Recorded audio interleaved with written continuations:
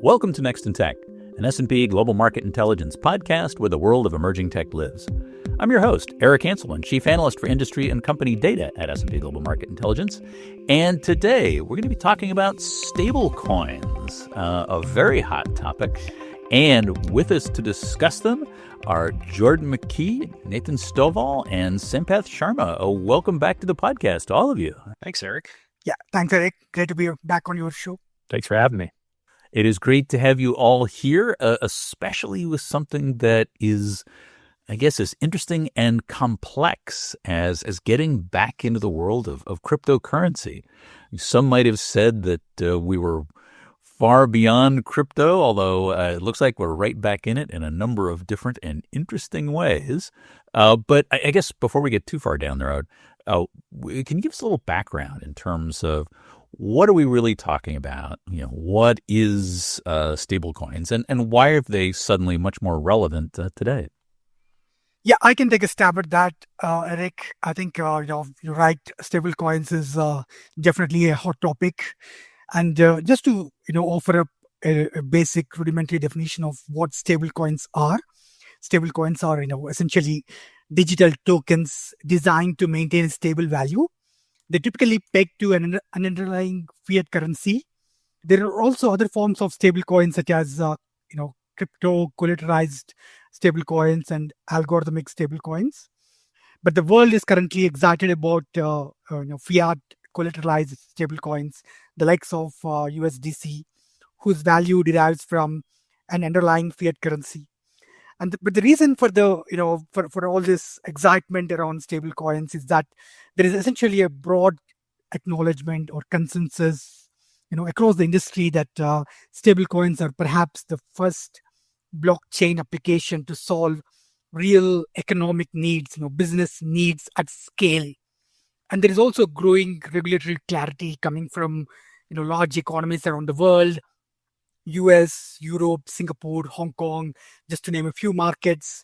Of course, the Genius Act is a very big deal, right? Historically, if you look at the broader financial services industry in the US, they've always taken a conservative view towards crypto as a legitimate alternative to more traditional financial rails.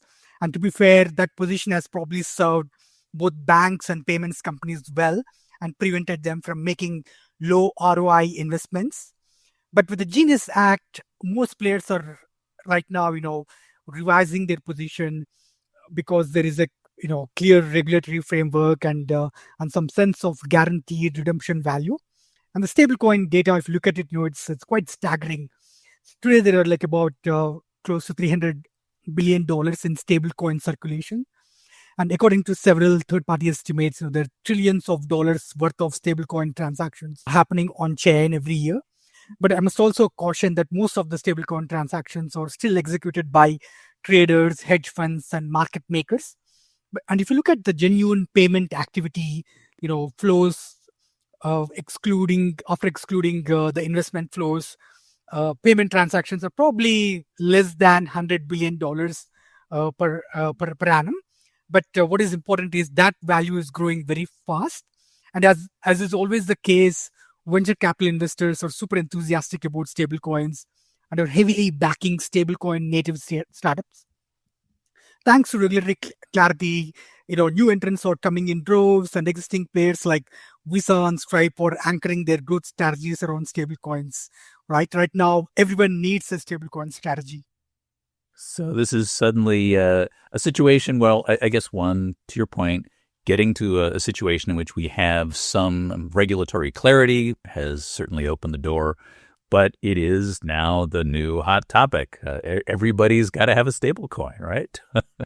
Yeah, it's incredible the speed at which this has moved into the industry consciousness. I think last year at this time, it's safe to say most in the industry weren't talking too much about stablecoins. It might have got a passing mention in a conversation. But a year later, this is the headline topic in the industry. I've heard stablecoins described as the ChatGPT moment for blockchain, right? It expands mass market appeal for blockchain. It lowers barriers to entry. It serves as this ecosystem catalyst, as Sampath was alluding to. And the other day, I ran this analysis through a tool that we have in Capital IQ Pro that screens public company earnings call transcripts and investor presentations. And I focused that specifically on the financial services industry and search for the keyword stablecoins. 23 mentions in 2023, 22 mentions last year, 155 mentions as of September 1st of this year. So again, just the rate of speed at which this has come to life is incredible. And I think to Sampath's point, on the regulatory front, some of the moves that we've seen, certainly here in the US with the Genius Act, there's some similar movements in Europe and other geographies. More certainty is always a good thing. Fewer compliance risks, always a good thing. More predictable rules, reduce reputational and legal risks for participants that want to interface with stablecoins. I think it helps to encourage mainstream financial institutions to consider stablecoins in their payment flow in a way that maybe they would not have been comfortable to do a year or more ago. So that regulatory piece is huge. And again, as Sampath mentioned, just the embrace by the payments ecosystem, from Stripe going out and spending $1 billion plus to acquire Bridge, Fiserv launching its own stablecoin, the card networks doing work around stablecoin settlement, stablecoin linked cards, PayPal, et cetera. There's a long list of players that really have made aggressive inroads around this technology and embraced it in a way that we really haven't seen with other types of technologies, at least in that compressed of a timeline. If I could just add to that, I think both Sampath and Jordan framed it right. I mean, now we know the rules of the game, and that's the real big change here, particularly when you're talking about large traditional financial institutions. They were worried about pursuing innovation because they didn't know how to be treated by U.S. regulators. And their U.S. regulators really dictate what they're doing. So now, at least for stablecoins, we have that. And that really solves the issue of the reputational risk for the big players like Jordan talked about. And if you're going to get broader adoption and you're going to build scale here, and you're going to need to have these big financial institutions and some of the traditional financial players be part of it and advocate for the space. So the fact that we have Genius Act passed in July, it becomes a lot easier now that you've got the rules of the game in place. And the other thing we've seen too is from non-banks, now that there has been this put out, you've seen a number of non-banks apply for trust charters with the OCC, which is part of what they need to do in order to issue their own coins.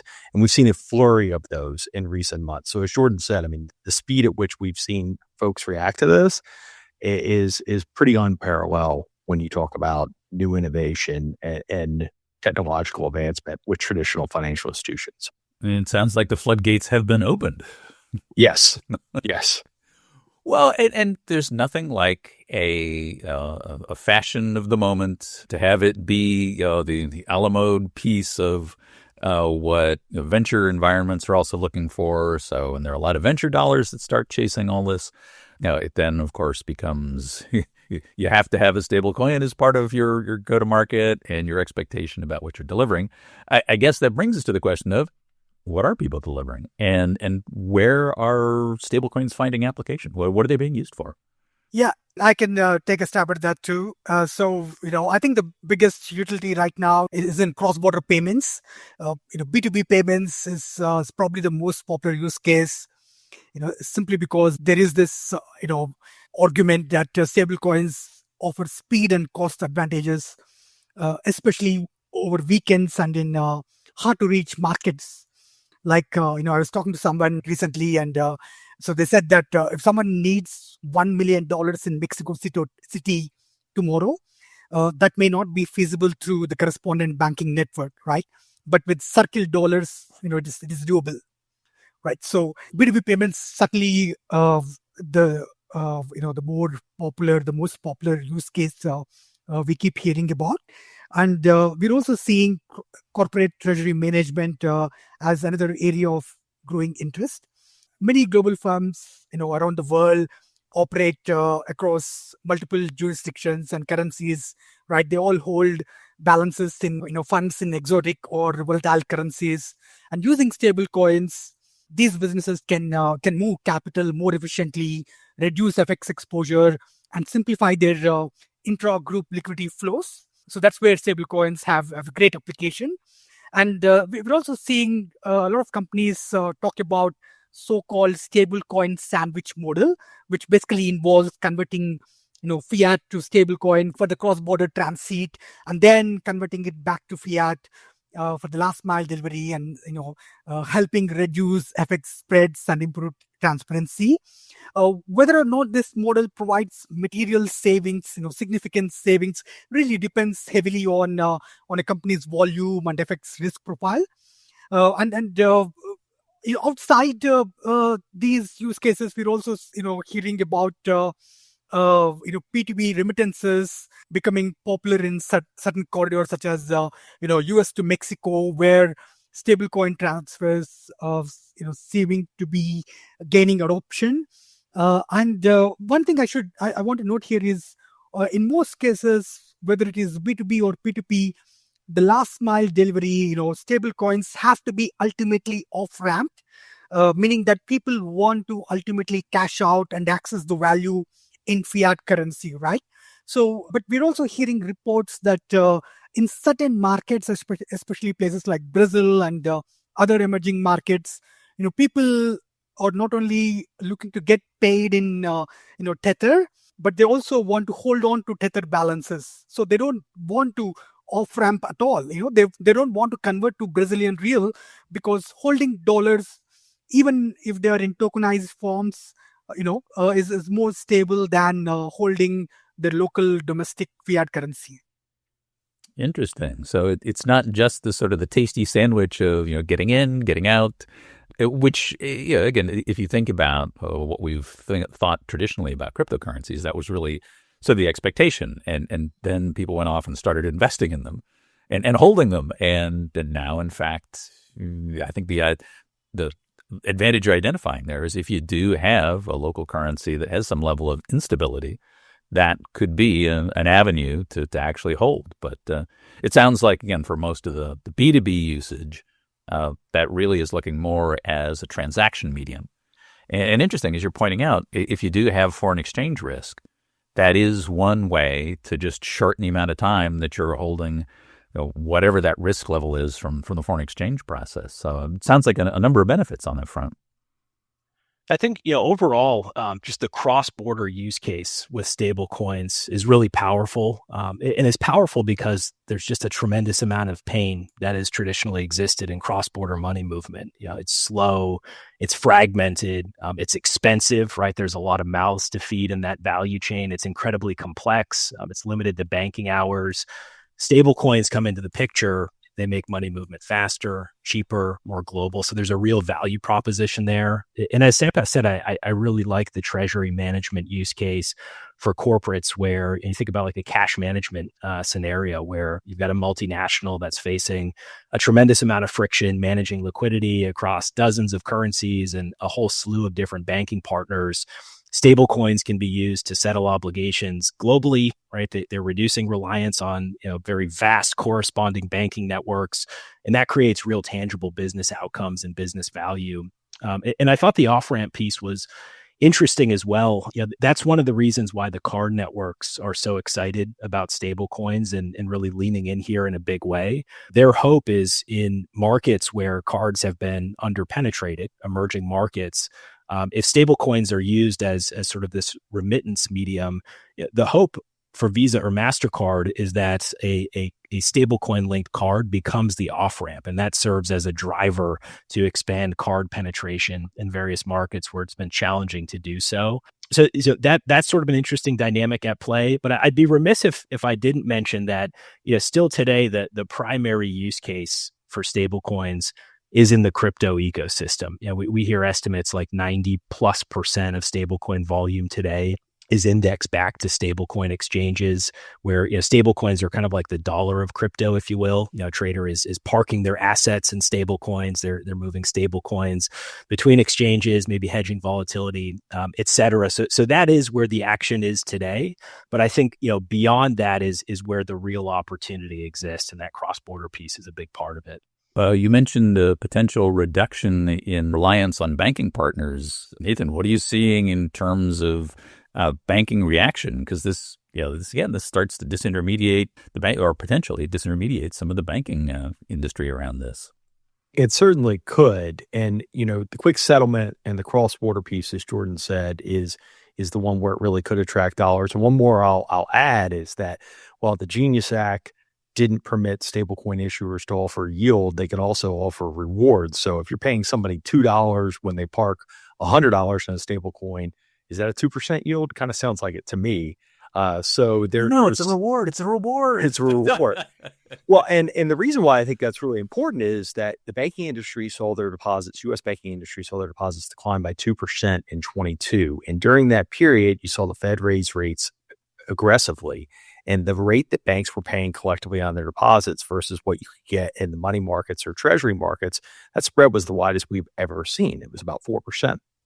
And so there is real risk if you have some of these issuers not only come out with solutions, but the fact that they can actually compete with rate, even though it's not necessarily called rate. So the banks are starting to react, but I will say that they've been pretty slow here. They've been very skeptical, and some of that was due to the lack of the regulatory clarity. But I think there's now some recognition they need to be more front-footed with regards to the digital assets because their clients want them to. When you look at the big four in the U.S., JPM, Bank of America, Citi, and Wells, you're seeing more activity from them than, say, the regionals and the investment banks, the community banks.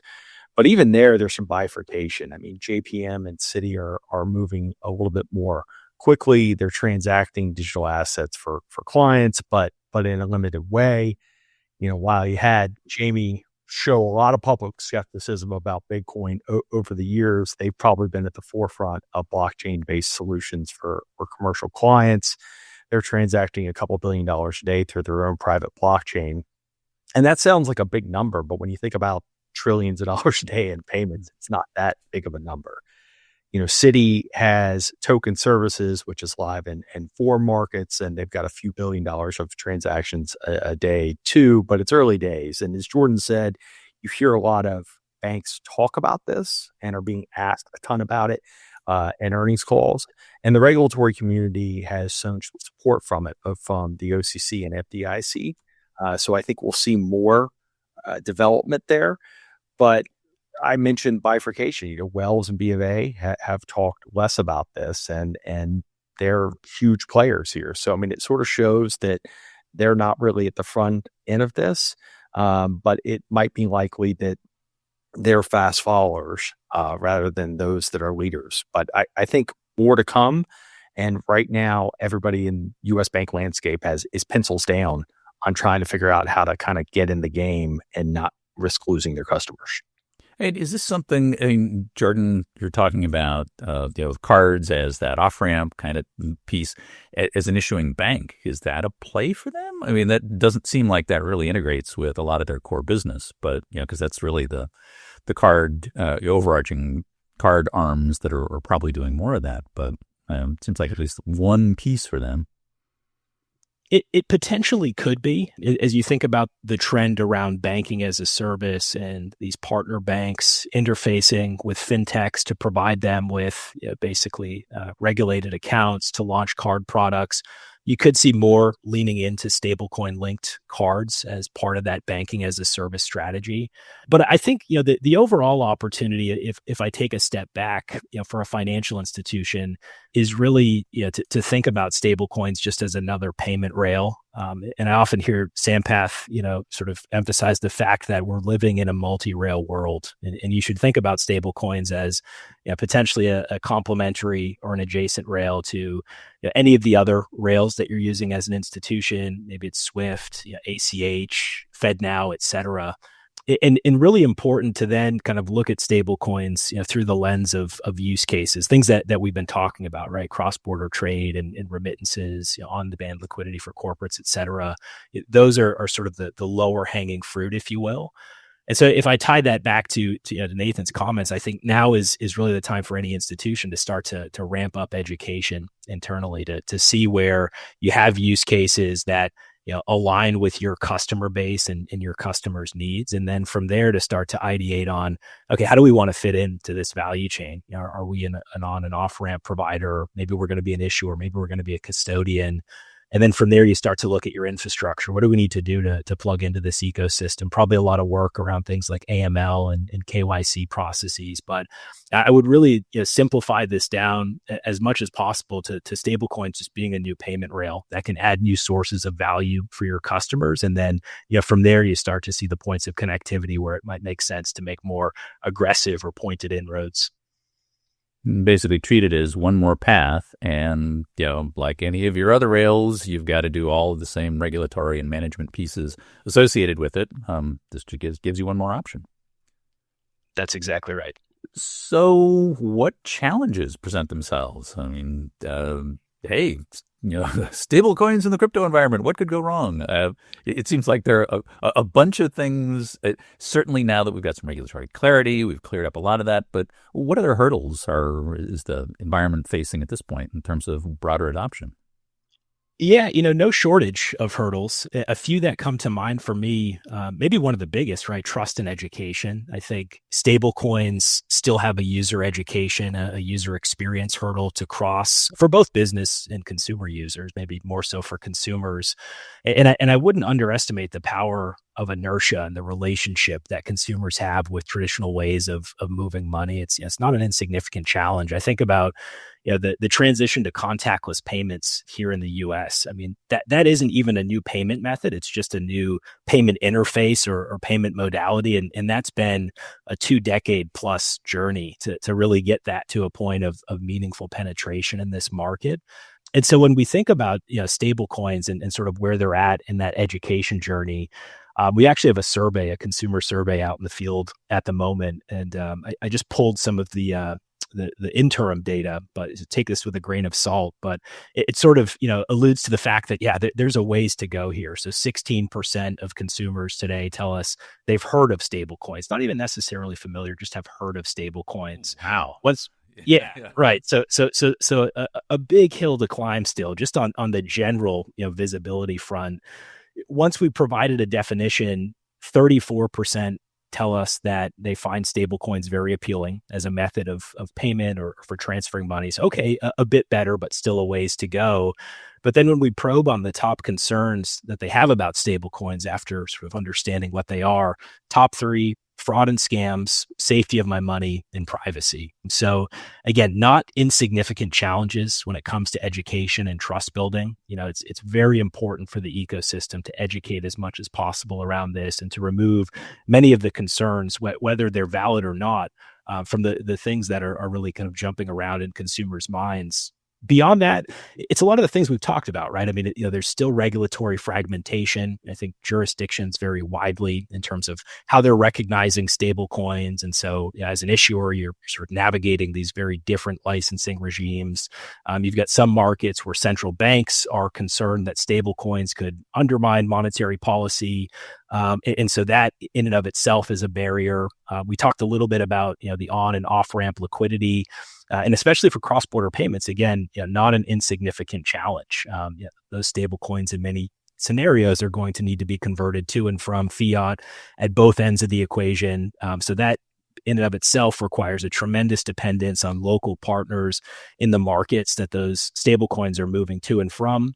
If you got a region with poor banking infrastructure or low banking penetration, that becomes especially challenging. So lots of promise, and we've talked about a lot of the great things that can stem from stable coins, but there is still a tremendous amount of work in front of the industry as it relates to ecosystem connectivity, infrastructure modernization, user, government, education, and trust building. Again, tall hills to climb and still a journey ahead of us on that path.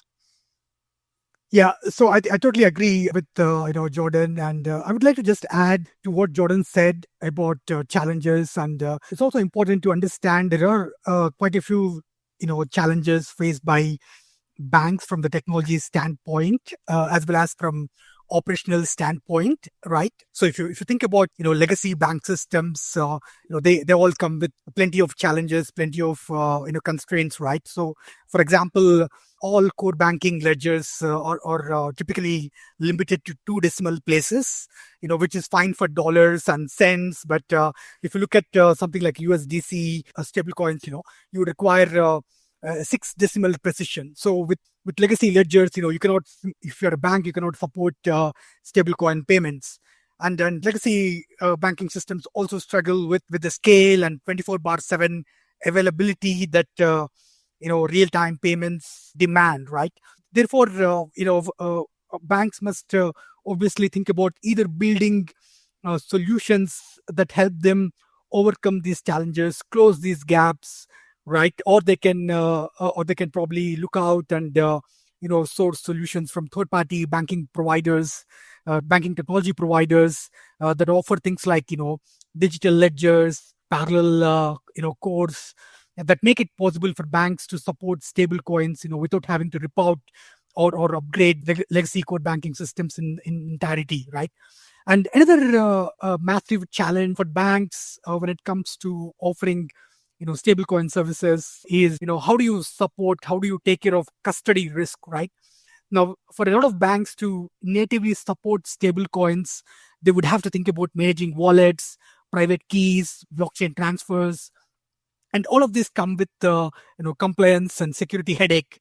And a few missteps here and there could possibly potentially expose them to losses, fraud, or regulatory blowback. So they would have to think about sidestepping custody risk by separating stablecoin reserves from customer-facing balances. Yeah, I mean, there are more than enough cautionary tales about poor wallet management and some of the challenges there. I can imagine that for an average banking environment, that I don't know if that's necessarily a coin too far, but clearly some challenges. I don't know, Nathan, what's your thought about what those challenges present themselves, and are there incentives enough to overcome them? I think there's incentives enough to where they have to find a way, or at least explore it, given the demand that we're seeing here and the potential threat of losing customers. But I think that is the big challenge, because I think you need to see larger adoption from the traditional incumbents because the customers are already there to a degree. And I think both Jordan and Sampath laid it out perfectly well. I mean, beyond the technology challenges, we're talking about how regulatory clarity is good. Regulation also creates challenges, and these are very heavily regulated, very siloed institutions. So the idea that they could be quick here could be tough. And the reason why I think it's important for them to adopt so much more, I mean, just look at the breakdown here. The top 10 U.S. banks hold 50% of the U.S. deposits. Banks collectively hold $18 trillion of deposits. Right now, if you look at the stablecoin providers, they're at $250 billion. Yes, it's growing, but you're talking about huge differences. Even the forecast out there, the most bullish, are at $2 trillion. So we're still talking about a fraction of the U.S. deposit base. Not saying it couldn't happen, but you kind of need those guys to move and provide examples or provide a pathway for their customers, I think, to really see the speed. Or otherwise, you're going to have to steal all of them. And that goes back to that trust discussion that we had earlier. So I think that they're going to do it, but that's one of the challenges that I think kind of stands in the way to this really going through the stratosphere tomorrow. We could see really, really strong growth, but you're going to need to see moves from the big players. And I think we will get there. You got to get access to those assets, in that volume, and not just, at a point at which we're dipping a toe in the water. Mm-hmm. That's right. Yeah. Well, this has been fascinating and illuminating. A lot more clearly to come, especially given the speed with which the stablecoin market is evolving. But we're at time for this episode. But thank you all for being on, and appreciate all the insights. Clearly, a lot more to come here. Thanks, Eric. Yeah, thanks, Eric. Thank you. And that is it for this episode of Next in Tech. Thanks to our audience for staying with us, and thanks to our production team, including Sophie Carr, Farhan Miadashian, Kira Smith, and the marketing and events teams.